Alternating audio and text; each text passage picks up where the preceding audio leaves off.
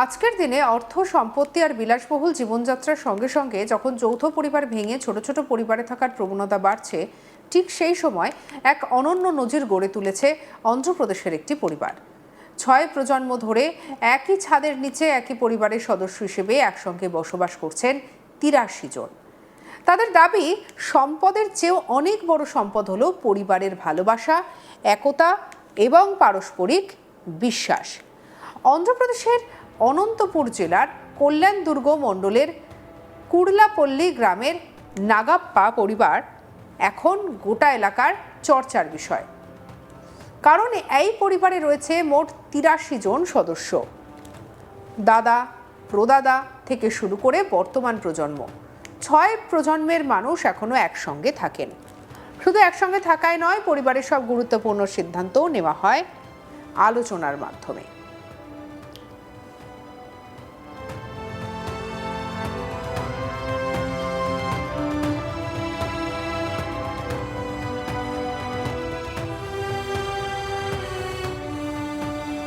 পরিবারের প্রবীণ সদস্য হনুমন্তরায়ুডু এবং মুথালাপ্পা জানিয়েছেন, তাদের কাছে সম্পত্তির চেয়ে অনেক বড় হচ্ছে সম্পর্ক। তাদের কথায়, আমাদের সবথেকে বড় সম্পদ জমি বা টাকা নয়, আমাদের পরিবারের ঐক্য। আমরা একই সঙ্গে থাকলে যে কোনো সমস্যার মোকাবিলা করতে পারি। জানা গিয়েছে, এই বিশাল পরিবারে বর্তমানে পাশাপাশি থাকা 4টি বাড়িতে তারা বসবাস করেন। পরিবারের সদস্য সংখ্যা বাড়লেও আরও বাড়ি তৈরি করা হবে, কিন্তু পরিবারকে ভাগ করার কোনো পরিকল্পনা নেই তাদের।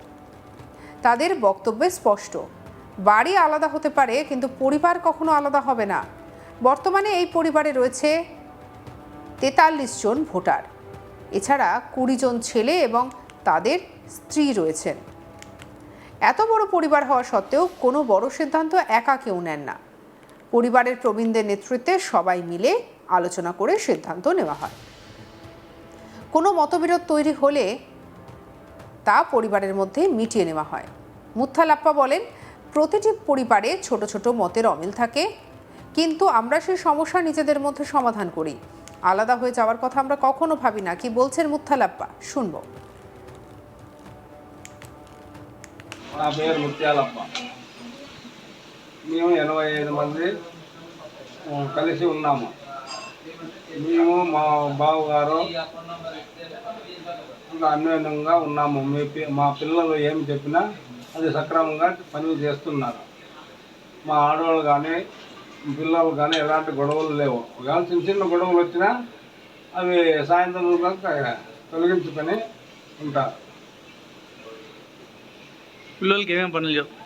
పిల్లలకి తోట పని చేసే వాళ్ళకి తోట పని, గొర్రెలు కాపులు గొర్రెల పని, ఎనుములు పోయేవాళ్ళు ఎనుములు పని ఒప్పించి ఇంట్లో వంట కానీ ఏమైనా చేయాలంటే వాళ్ళ దగ్గర వాళ్ళ సక్రమంగా చేస్తున్నారు. অন্য সদস্য কি বলছেন, শুনবো তার কথাও। ఉమ్మడి కుటుంబంగా ఇంతవరకు ఆ తరాల నుంచి మా తాత, మా నాయన, మా మా నేను, నా అన్నదమ్ములు, నా బామ్మడులు అంత కలిసి 6 తరాలు 6 తరాలు తీసుకొచ్చినాం మేము. మాకు ఒకప్పుడు చాలా కష్టపడుతుందిగా ఉన్నోళ్ళు. అప్పుడు ఇద్దరు వంద పిల్లలు లేదు, నేనే కష్టపడాలా, నేనే మా పిల్లలు కొనకాలా, మా పెద్దోళ్ళు నేనే సాగాల.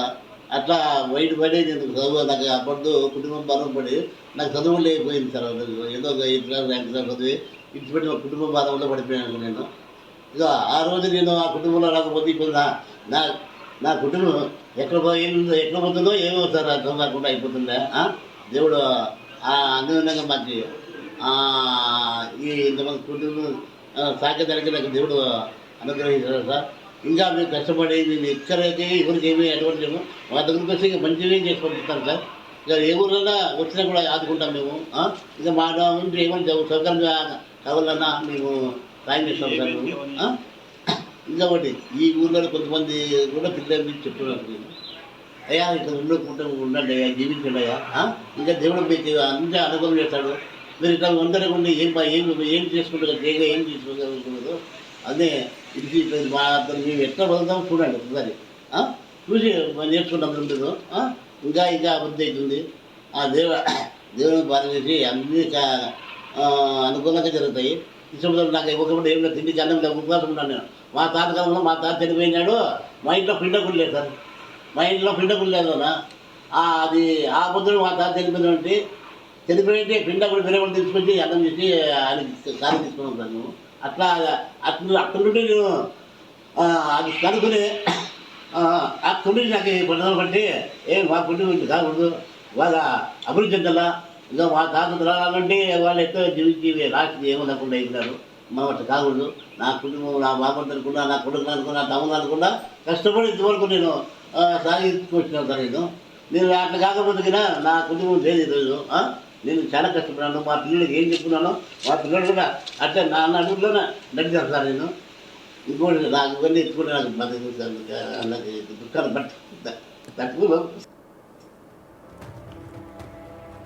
শুধু পারিবারিক ঐক্য নয়, সন্তানদের শিক্ষার ক্ষেত্রেও এই পরিবারের ভাবনা অন্যরকম। বর্তমানে অনেক পরিবারই বেসরকারি স্কুলকে বেশি গুরুত্ব দিলেও নাগাপ্পা পরিবার তাদের সন্তানদের সরকারি স্কুলেই পড়ান। পরে উচ্চশিক্ষার জন্য সরকারি হস্টেলের সুযোগও ব্যবহার করেন। তাদের বিশ্বাস, ভালো শিক্ষা শুধু দামি স্কুলের উপর নির্ভর করে না, বরং নির্ভর করে পড়াশোনার প্রতি নিষ্ঠা এবং পরিশ্রমের উপর। পরিবারের সদস্যরা আরও জানিয়েছেন, 6 প্রজন্ম ধরে আত্মীয়দের মধ্যেও বিয়ে হয়েছে, তবে এখনও পর্যন্ত বংশগত কোনো বড় স্বাস্থ্য সমস্যার মুখোমুখি তাদের হতে হয়নি।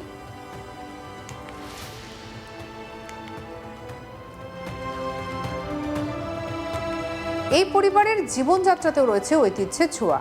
এখনও প্রতিদিন কাঠের চুলায় রান্না হয়, খাবারের তালিকায় থাকে রাগি সঙ্গাতি, জোয়ারের রুটি এবং রাগি রুটি। উৎসব কিংবা পারিবারিক অনুষ্ঠানে সবাই একসঙ্গে বসে খাওয়া দাওয়া করেন। পরিবারের সদস্যদের কথায় কোনো বড় অনুষ্ঠান বা উৎসব 83 জনের রান্নাবান্না প্রয়োজন হয়।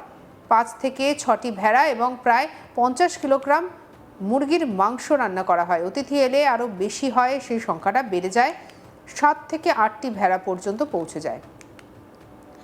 একই পরিবারের প্রধান জীবিকা হচ্ছে কৃষিকাজ। প্রায় 120 একর জমিতে চাষ করেন তারা। চীনাবাদাম, ধান, টমেটো, বেগুন, পেঁপে, খরমুজ, লঙ্কা সহ বিভিন্ন ধরনের ফসল উৎপাদন করেন।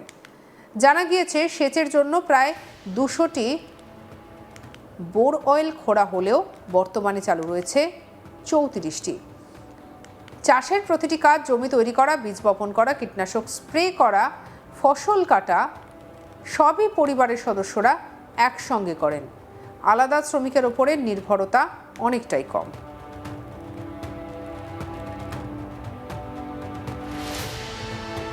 সঙ্গে রাখুন আজ তাক বাংলাকে, সাবস্ক্রাইব করতে ভুলবেন না।